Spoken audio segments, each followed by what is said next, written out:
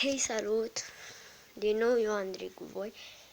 Totuși m-am gândit să nu închid de tot filmările pe ziua de azi, fără să fac un episod de Clash of Clans. Deci, dacă vă întrebați de unde am luat eu poza de copertă a YouTube-ului, uitați de aici. Mamă, și-am obosit și am transpirat. Pe o căldură la noi stau mai deja. Curg apele de pe mine. Dar totuși pentru orice eventualitate, haide măi. Exact unde cam. Exact. Ce? Bine, trebuie să dăm mai încet, neapărat. Mamă, dacă e. Am dat să-mi văd un videoclip de-al meu și din greșeală am uitat volumul mutare.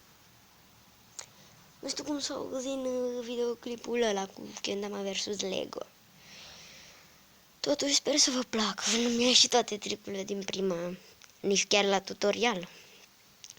Chiar fi trebuit să se întâmple extrem. M-a atacat Yangi. Un gems. Așa, cei care aveți Clash of Clans știți, update-ul cel nou cu mina de diamante. Ce nu mă indispune pe mine că în 10 zile produce doar 10. Atât. Nici mai mult, nici mai puțin. Bun, eu să încercăm să vedem ce atacăm. Ia, per Doamne, să nu mă dea iarăși cu puternici din aceea. Și asta? Da, exact. Exact. O să pierd. O să pierd. Fiindcă minionii ăștia tâmpiți, care cumva n-am cum să le zic, s-au dus tocmai pe ăla, care ar fi distrus sărcașii. Îs pierdut. Nu pentru că îmi pierd rupele, dar n-am timp. Ce fac eu cu un minion de level 2? Îmi puteți spune ce fac? Nimic. Apoi o să mergem pe insula cealaltă. Bănuiesc că dacă distrug Tom Hall o să câștig astea și măcar n-am pierdut așa de rău. Mamă. Avem ceva de distrus.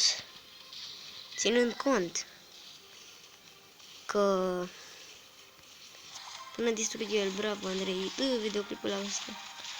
O dat un noroc enorm. Știți ce videoclip e? În sfârșit. Prima asta.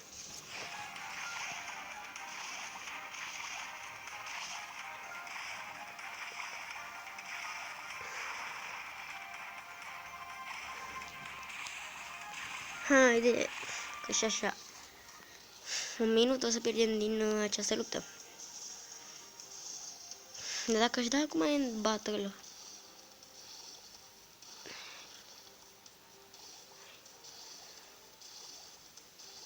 mă gândesc că pierd. Că n-am mai dat niciodată în battle în timpul unei stele. Două? Da, de când două? Haide, poate avem timp să... Fraților, dacă avem timp, să fie un like enorm. Vă implor din suflet să fie un like. Cel puțin 10 abonați și 10 like-uri săptămânal. Asta m-ar face enorm de fericit și m-ar face să postez mai mult. Chit că postez mai mult pentru a le vedea. Că eu am o pasiune de a filma aici. Ca și Max Infinit. Ca și Andy, lectură de la A la Z. Și acest vlog este dedicat lor. Pentru a juca și Clash of Clans. Nu doar Clash Royale. Hai că i-am bătut. I-am bătut. Like. Ce mă? Dislike. Dislike. Nu dați niciun dislike, că fac. Haide, încă un shot. Hai repede. Like, oameni buni. Like.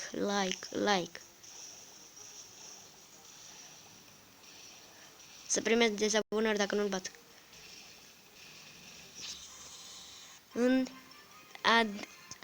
Fraților, pe ultima 100 de metri am câștigat. Ați văzut? Deci pe ultima 100 de metri.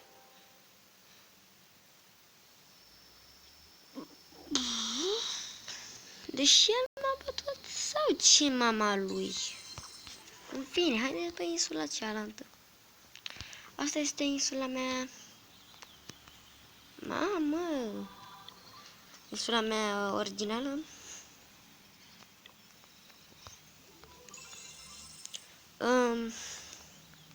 Fraților, ce ziceți? Atacăm aici? Sau aici? Adică aici? Sau aici? Zic aici, dacă. Pentru că câștig mai mulți bani.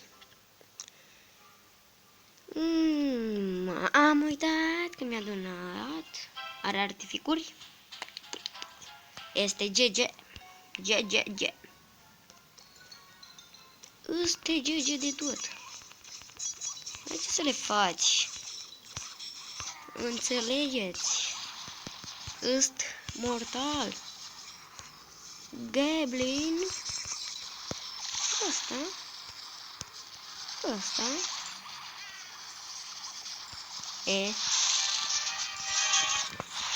Asta este speciala pentru ei. Bombe de aur, frate. De bombe de aur. Acest clip se va numi Andrei, băiatul de aur. Băi, frate, dar ăla distruge tot în calea lui, serios. Bine, mă rog, că la nivelul în care sunt ei, în care este el, cel care mi-a donat, nu face chiar atât de mult damage. Pentru că o avea de level 10 o de-asta de elixir. De tragar, ca și astea. A giganți, hai mă că vă distruge tot halul, măi. Bă, giganții ăștia oare au apucat să distrugă ceva? Nu cred. Boc. Bă, dacă e un balon singur, îi dă doar jumate de cred, sau un sfert. Nu, sau îl lasă cu un sfert. Dar nu știu sigur. Ce? Mai este Patemana. Am câștigat și o bronzul level 3. Nice.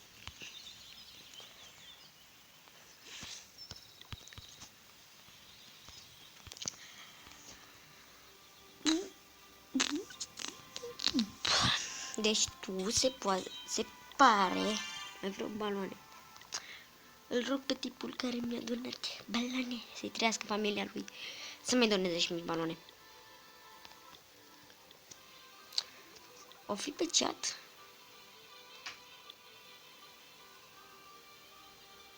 O fi pe chat. Fraților, totul noi.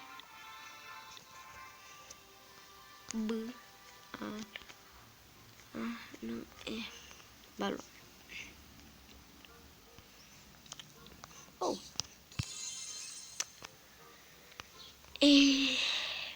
Mai spargem, cred că 2-3 copăcei și cam atât și cu episodul. Ce repede treci. Că și episoadele astea. Deci trec extrem de greu. Și cred că următorul episod o să fac Minecraft. Nu știu sigur. Da, Minecraft o să fac. Vreau să extind sezonul ăla cât uși de mult. Asta ce fac, mă bat din palme la copaci? Ma. Haide și tu că măcar un gem să câștigăm de sfârșit. Am spus, măcar un gem să câștigăm de sfârșitul episodului.